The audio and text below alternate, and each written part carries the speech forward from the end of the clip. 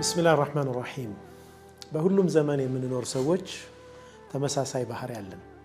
በተለይ ከገንዘብ ጋር የተያያዘ ባህሪያችን ተመሳሳይ ይመስላል። አላሁ ሱብሓነሁ ወተዓላ በተከበረው ቁርአኑ ወኢነሁ ሊሑቢል ኸይሪ ለሸዲድ የሰው ልጅ እኮ ለገንዘብ ያለው ፍቅር ብርቱ ነው ይላል አላሁ ሱብሓነሁ ወተዓላ። አልኸይር የሚለው ቃል እዚህ ቁርአን አያ ላይ በሙፈሲሮች ሙሉ ስምምነት አልኸይር ማለት ገንዘብ ማለት ነው ብለዋል። ለገንዘብ ያለው ፍቅር የሰው ልጅ በጣም ከፍተኛ ነው። በነቢዩ ዓለይሂ ሰላቱ ወሰላም ዘመን ሁለት ወንድማማቾች ነበሩና አንዱ ነቢዩ ሰለላሁ ዐለይሂ ወሰለም ጋር ብዙ የማይርቅ በአብዛኛው እሳቸው ጋር ጊዜውን የሚያሳልፍ ቁርአን ሐዲስ በመሰብሰብ እውቀት በመሰብሰብ ላይ የተሰማራ ወንድም አለ። ሌላኛው ደግሞ የሚጥር የሚግር ገቢ ለማግኘት ጥረት የሚያደርግ ሆኖ ያን ደግሞ ለወንድሙ ያካፍላል። ታዲያ ከጊዜ በኋላ እኔ በሰራሁት ይህ ወንድሜ ቁጭ ብሎ እንዴት ዝም ብሎ ያገኛል አይነት ስሜት ተሰማውና ወደ ነቢዩ ዓለይሂ ሰላቱ ወሰላም ሄዶ አቤቱታ ያቀርባል። ይህ ወንድሜ ምንም ሳይሰራ ከእኔ ነው የሚቀለበው አላቸው። ነቢዩ ዓለይሂ ሰላቱ ወሰላም አንድ ጥልቅ መልእክት ያለው የህይወት መርህ ሊሆን የሚችል አንድ ንግግር ተናገሩት። ለዓለከ ቱርዘቁ ቢሂ አሉት። ምናልባትም አንተ ሪዝቅ እያገኘህ ያለው በሱ ምክንያት ሊሆን ይችላል አሉት ነቢ ሰለላሁ ዐለይሂ ወሰለም። ይህ ስራ ፈትነትን ወይም ስራ አለመስራትን የሚያበረታታ ሐዲስ አይደለም።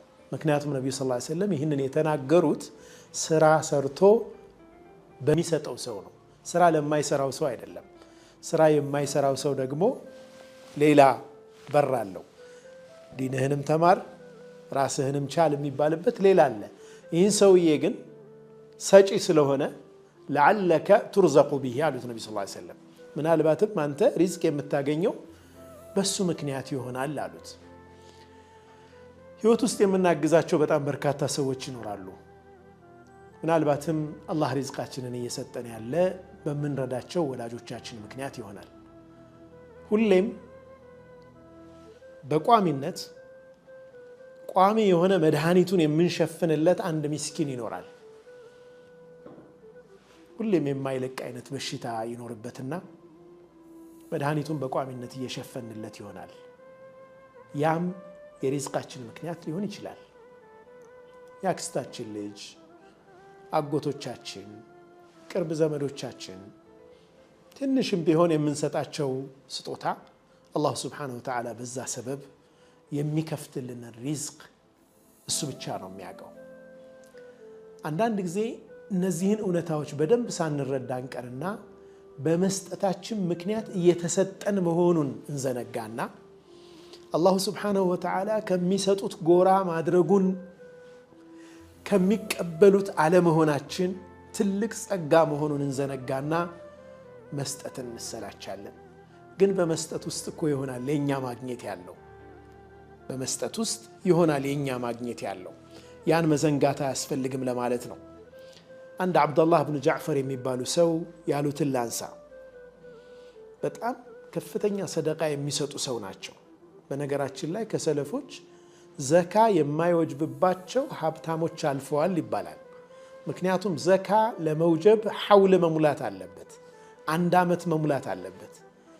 አንድ ዓመት ሊሞላ ከመቻሉ በፊት ወይም አንድ ዓመት ከመሙላቱ በፊት ሰደቃ ሰጥተው ይጨርሳሉ። በሚቀጥለው ዓመት ገቢያቸው ለዘካ የሚበቃ ያክል ይሆናል። ግን ዓመት ከመሙላቱ በፊት ደግሞ አውጥተውታል። ያን የዛ አይነት ቸር ሰዎች አልፈዋል።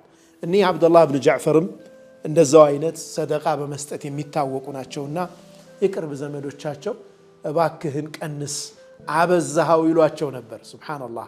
አንዳንድ ጊዜ እንዲህ አይነት ሰዎችም አሉ። የሚሰጠው ሰው ሳይሰለቸው፣ የሚሰጠው ሰው ሳይሰስት በዙሪያው ያሉት ሰዎች ስስት ውስጥ ይገባሉ እሱ ለሰጠው እና እባክህ ቀንስ ይሏቸዋል። አብዱላህ ብን ጃዕፈርን ምን አሉ? ለቀድ ዓወደኒ አላሁ ዓደተን ወዓወድቱ ዒባደሁ ዓደተን። አላሁ ስብሓነሁ ወተዓላ ያስለመደኝ ልምድ አለ፣ እኔም የሱም ባሮች ያስለመድኩት ልምድ አለ።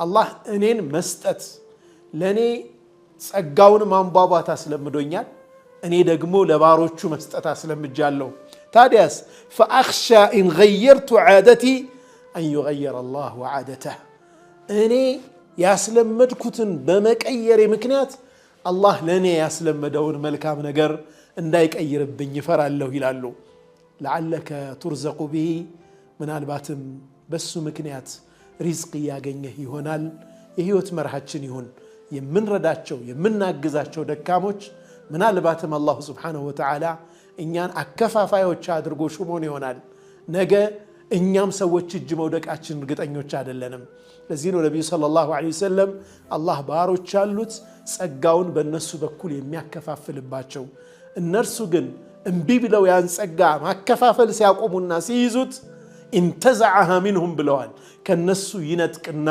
حولها الى غيرهم ለሌሎች አከፋፋዮች ይሰጣል ያን ጸጋ ያጡታል ብለዋል ምናልባትም አላህ Subhanahu Wa Ta'ala የሰጠን ጸጋ እኛ ዘንድ እንዲቆይ ምክንያቱ ምን ሰጠው መልካም ነገር የምናበረክተው መልካም ነገር ይሆናል የተከፈተልን ሪዝቅ የተከፈተው እኛ ባስደሰት ነው ምስኪን ይሆናል ያመዘንጋት የለብንም ለማለት ነው وصلى الله وسلم وبارك على سيدنا محمد وعلى آله وصحبه وسلم